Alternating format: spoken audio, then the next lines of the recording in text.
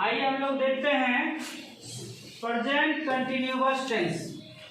Present continuous tense क्या होता है, इसकी पहचान लिखते हैं। जिस हिंदी सेंटेंस के क्रिया के अंत में रहा है, रही है, रहे हैं, रहा हूँ इत्यादि लगा रहे, तो ऐसे वाक्यों को प्रेजेंट कंटिन्यूअस टेंस का वाक्य समझना।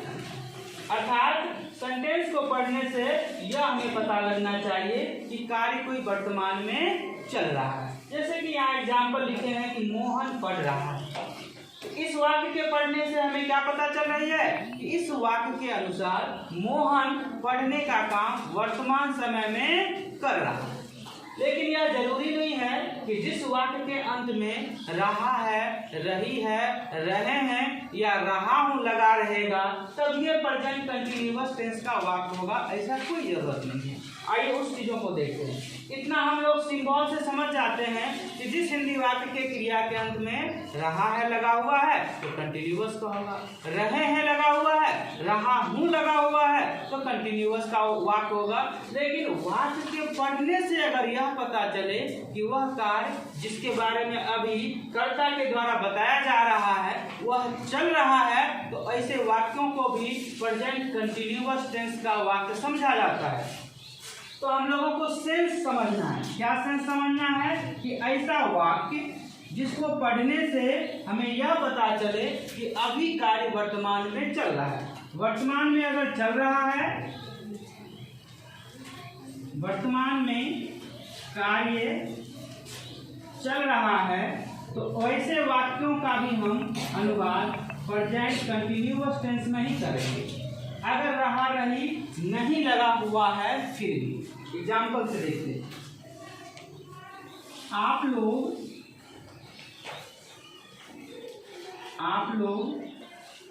बेंच पर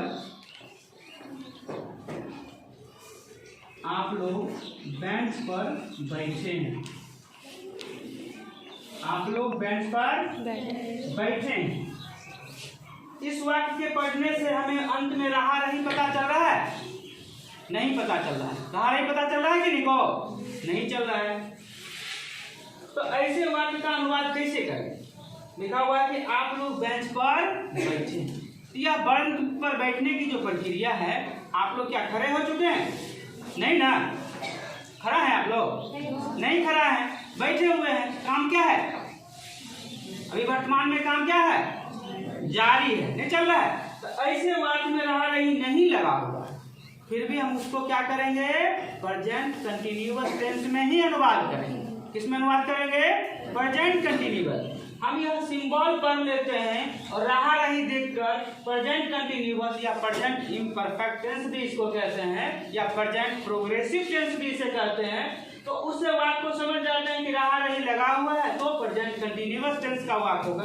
लेकिन अगर आपको ऐसे वाक्य दे देंगे कि आप लोग बेंच पर बैठे हैं, नेताजी मंच पर खड़े हैं, तो नेताजी मंच पर खड़े हैं तो हम तो देख रहे हैं। खड़ा होने का काम क्या है?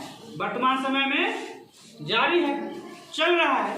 तो ऐसे वाक्य को हम सेंस से समझेंगे। क्या वर्तमान समय में कार्य अगर चल रहा है, रहा रही नहीं भी लगा हुआ है, फिर भी वैसे वाक्यों को हम लोग प्रेजेंट कंटिन्यूअस टेंस में ही अनुवाद करेंगे। तो हम लोग सिंबल के साथ सेंस को भी समझेंगे। सिंबल तो सबको याद हो गया, बुक्स में भी लिखे रहते हैं कि रहा रही लगा हुआ है, रहे हैं लगा हुआ है, तो समझ जाते हैं। लेकिन अगर सेंस नहीं समझते हैं, बहुत सारी किताबों में सेंस नहीं लिखा हुआ रहता है, लेकिन आपको सेंस समझना होगा। रहा रही रहे या ना रहे, वाक्य के पढ़ने से यह पता चले कि अभी काम चल रहा है, तो ऐसे वाक्यों का अनुवाद हम लोग किसमें करेंगे? ये प्रेजेंट कंटिन्यूअस टेंस में करेंगे। जैसे आप लोग बेंच पर बैठे हैं तो बनाएंगे you are sitting on the bench. You are sitting on the bench. नेताजी मंच पर खड़े हैं, क्या बनाएंगे? Netaji is standing on the stage. समझ में आ रहा क्या बताना चाह रहे हैं? ऐसे वाक्य जिसको पढ़ने से पता चले कि काम अभी चल रहा है, रहा रही रहे या ना रहे, ऐसे वाक्यों का अनुवाद हम लोग प्रेजेंट कंटिन्यूअस के रूल्स के हिसाब से सब्जेक्ट और सब्जेक्ट के अकॉर्डिंग हेल्पिंग वर्ब और V4 लगा देंगे।